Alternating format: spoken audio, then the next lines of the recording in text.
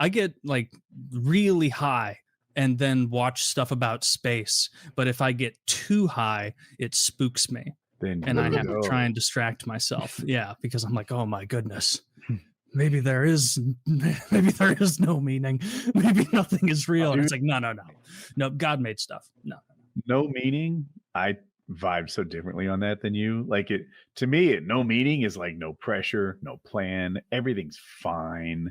Being a tiny little speck of dust in the context of the cosmos is like, you know what, your responsibilities are not that broad. See, I disagree with both of those philosophical ideas. I think there is no God, but I think that what we are is as close to godly as you can imagine. We are the universe. All right, Lucifer. Amen. We are the universe made sentient. We are literally made out of pieces of exploded star. Our bodies are 100%, and it has evolved. The chemistry has evolved to become sentient. We are made of the universe. We are the universe, but we know that we are. What made the universe? Who cares? That's irrelevant to this conversation. My point is that the end process is sentience. The end process of evolution and chemistry was to take those amino acids and make them come to life, and then know that we are bits of the universe. To know that we are that thing, that we are the universe come to life and made sentient. I think that's incredible.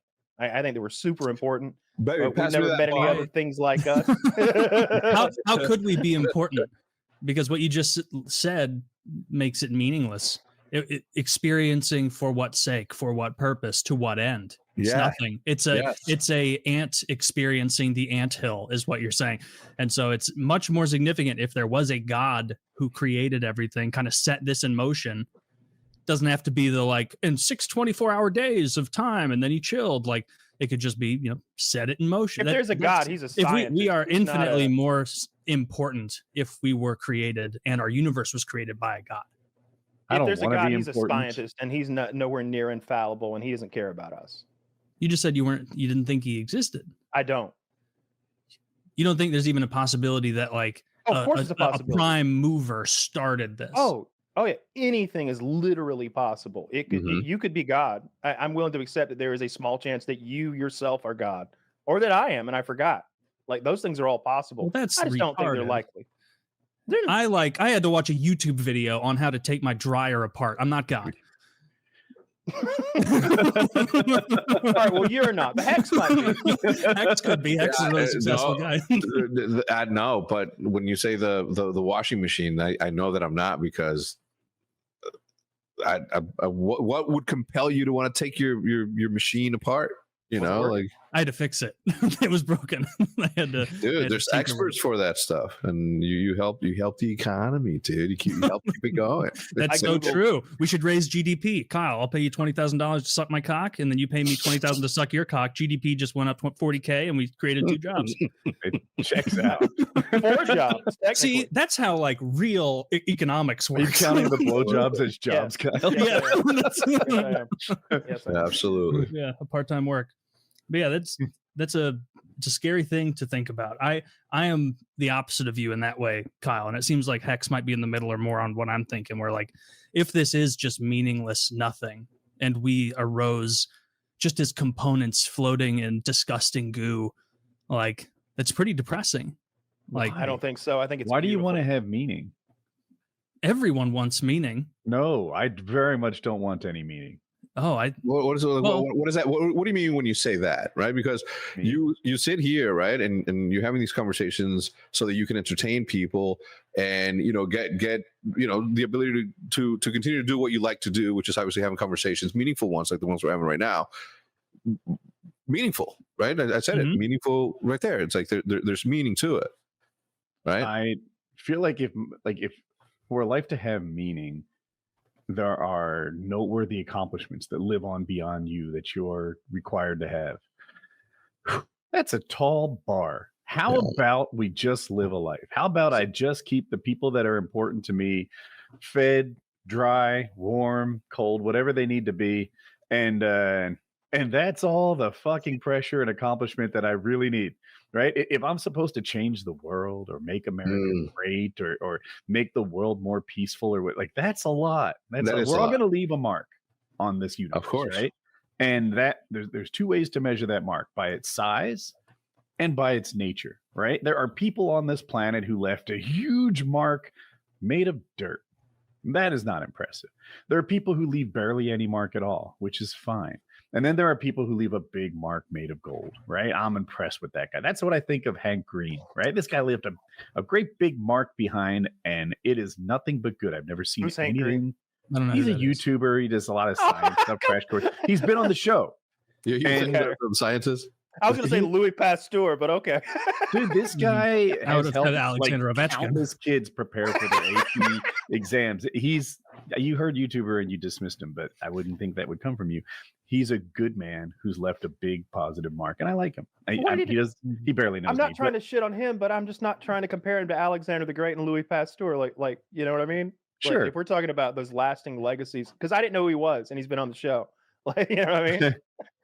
Well, I'm shocked. I must not have been in that episode because I don't remember this guy at all. But you might if there's. But if I saw him, I know his face. I might see. Yeah. Well, that doesn't work for me. Yeah. But there are people who leave big marks, good ones, bad ones, large ones, small ones, and when I hear like that our journey has meaning and importance, it's like, fuck. Along with that comes the requirement to leave a big, good mark, and that's a lot of pressure.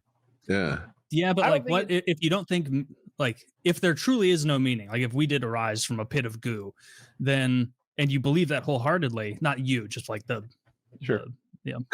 you, then like why would there be any purpose in, like Hecz said, having discussions, like, or caring about politics or society or the future or what your kids are even going to go through, like because I'm sure like you're a good father, you care about the state of the world once you're gone, and you care about Hope's eventual children and their children and whatnot, like, and if it's all just worthless, it's like there's no reason not to just live totally hedonistically and not care about anything outside of the moment.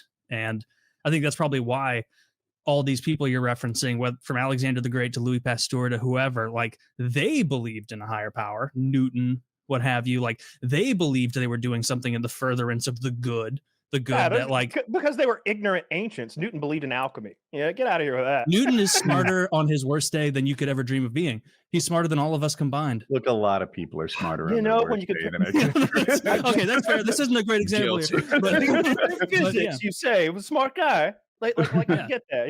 He theorized gravity. And he was a devout believer, and so like what he believed in alchemy as well. He believed in he was in from an age of witchcraft and wizardry. So you believe that masks worked? That's okay. That what? You believed that masks worked? Those cloth masks do work. They do work. That's so true, buddy. Yeah, they keep your identity hidden from the populace. When you're identify a singleized agent visually, I challenge you. You can't do it. I just like the digression from there being no prime mover to there being no meaning is so rapid and inevitable that it's just a sad thing to think about. But having a creator doesn't give your life meaning either. You have to go a step further and have a creator who cares about you and sees you as more than an ant farm or more than a forgotten experiment, or a God who's still alive somehow after billions and billions of years. You need all of those things. I don't like if we were created by something, it was an alien sending out von Neumann probes that dropped. Who created the alien? No, again, of course. I'm not looking for the beginning of the universe. I'm not trying to understand the Big Bang. I mean, dude, like that is because no one does. No one it's does. Like if the universe began. Our capabilities to understand what nothing is, what truly nothing isn't, but we can't, because it all says, all right, if there's nothing, I'm in this white room. All right, well, the white room is something, and how did you get to the white room? Consciousness is consciousness, and it is a shame that it blink of an eye, right? Like if this thing's 12,000 years old and the moon is billions of years old, like you know how fast time goes now that you're 40 something in comparison to when you're young, relativity, right? So how fast is it going for those billion of years thing? The thing is, in the end, for me, is that this species, whatever we are, right, humans, whatever we are, literally, we have created such wonderful things that resonate with our brains, our visual cortex, and from an artistic perspective, bless you, from an artistic perspective, from a music perspective, from a technology perspective, right? Like we have figured out a way to have a conversation, right? In North Carolina, I don't know if you're still in the ATL, Woody, and St. Louis.